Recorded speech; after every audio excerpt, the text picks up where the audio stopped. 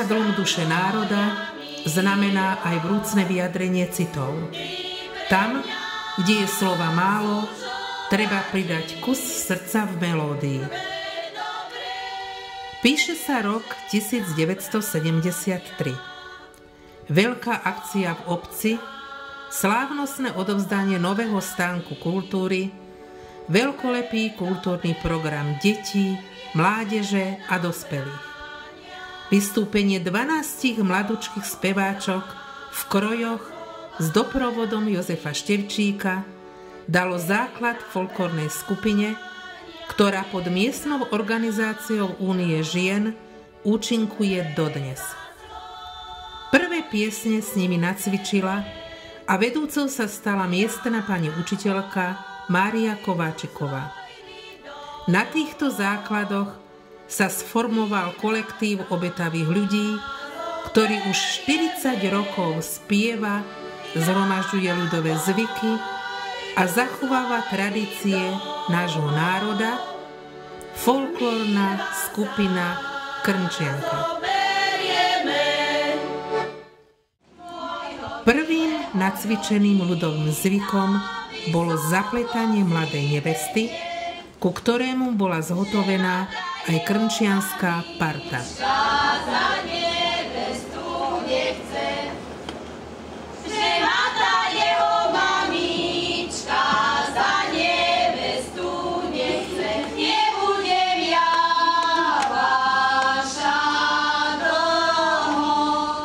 Po 5 rokoch existencie skupiny sa ujala jej vedenia Zlatica Žižková, ktorá ju viedla najdlhšie, 25 rokov.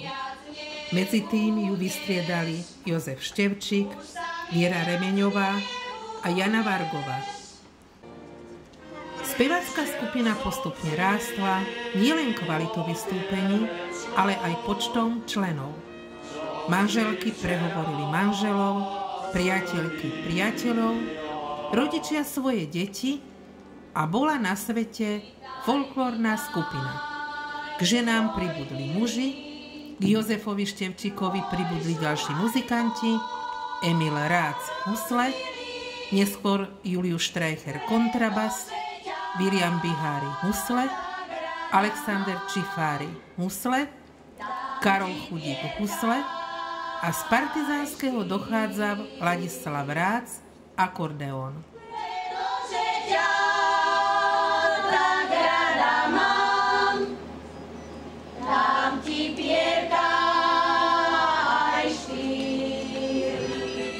O vystúpenia bol záujem nielen v okolitých obciach, ale aj mimo nich. V meste Topolčany, vo Hvoznej na Morave, v Zlíne, účinkovanie na Mijave, Detve, Východnej, v Nitre a od roku 1989 aj za hranicami našej vlasti, v Chorvátsku, v obciach Soliany, Vrbánia a Ilok.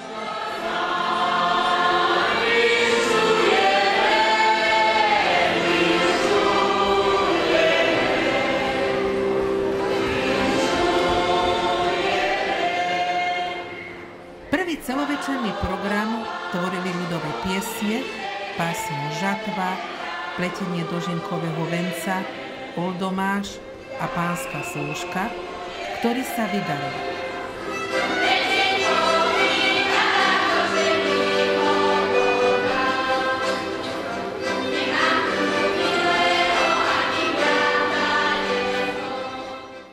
Jozef Žižka, vedúci miestnej osvetovej besedy, spolu s Jozefom Bojkovským, pracovníkom okresného osvetového strediska v Topolčanoch, sprostredkovali družovnú návštevu do obce Soliany. Hneď v tom istom roku prijali pozvanie naši priatelia k nám do Krnče a tento kolobeh stretnutí a dojatia sa opakuje už 24 rokov.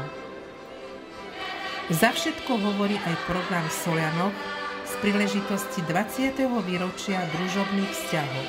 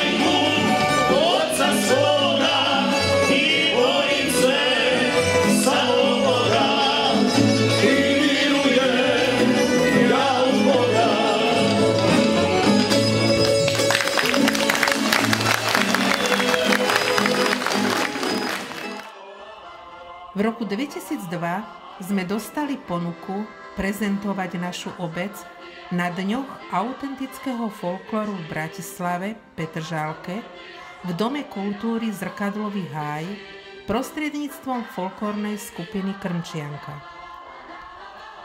Na vystúpenie boli pozvaní aj naši známi rodáci, ktorí žijú v Bratislave a okolí. Mali možnosť vidieť nielen kultúrny program, ale aj ochutnať tradičné krnčianske špeciality, ktoré pripravili členky výboru základnej organizácie Unie žien v Krnči.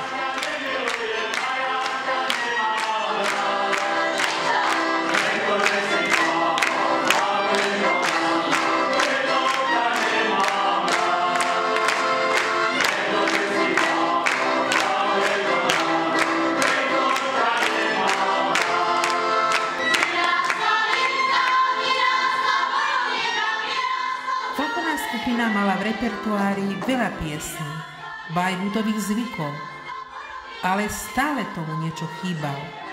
Chýbal pohyb, súhra melódie s pohybom, chýbal tanec, čoho sa ujal náš občan Jaroslav Varga. Pod jeho vedením vznikla tanečná časť folklórnej skupiny z mladých z tzv. Omladiny.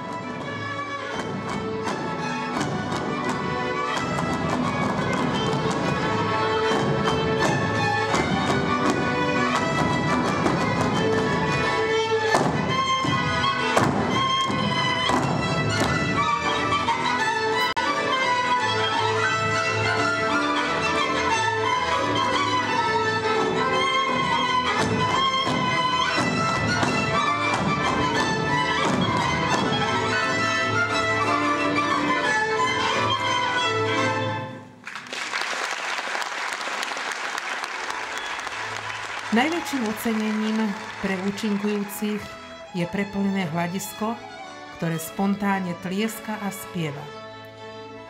Krnčianka však okrem takéhoto ocenenia vlastní aj ocenenia od rôznych organizácií a inštitúcií. Je držiteľkou ceny Valentina Beniaka, ceny predsedu Matice Slovenskej, ocenenia z príležitosti 85. výročia Matice Slovenskej v Topolčanoch a 10. výročia vzniku Domu Matice Slovenskej v Nitre. Má bielu plaketu a ocenenie od Tribetského osvetového strediska v Topolčanoch, striebornú plaketu Krajskej rady Matice Slovenskej, nakoľko od roku 1999 sú členovia Krnčianky aj členmi miestneho odboru Matice Slovenskej. Krnčianka je mnohonásobnou víťazkou okresných prehliadok spevackých skupín v rámci okresu Topolčany a tiež mikroregiónu Západný Tribeč.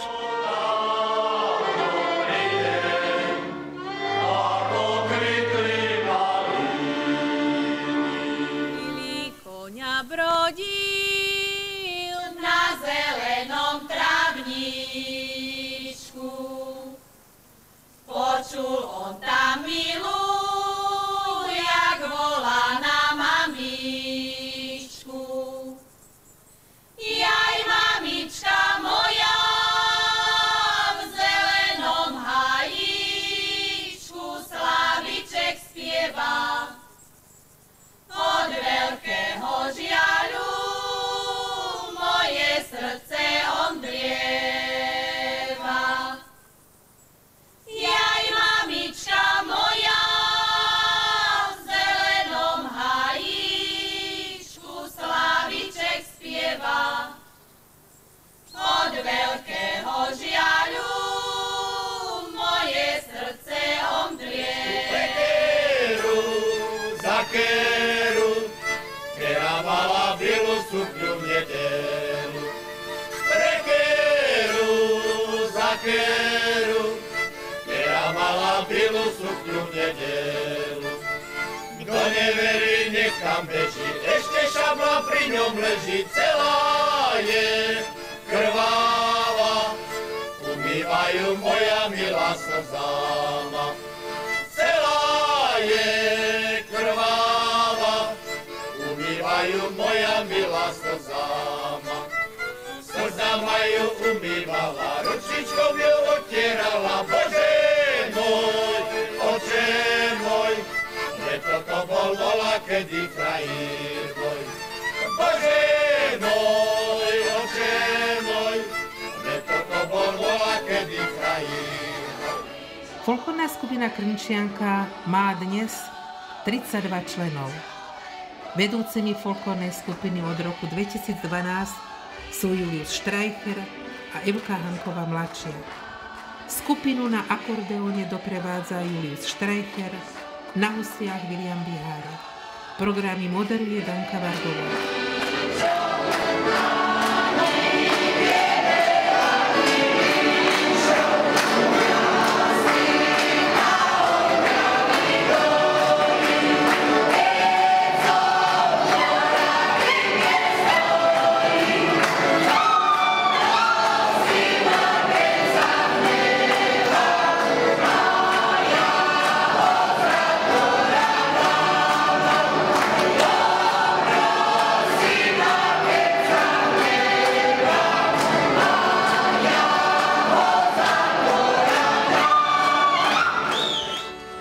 Krnčianka rozdávaj aj naďalej radosť tým, ktorí ju potrebujú.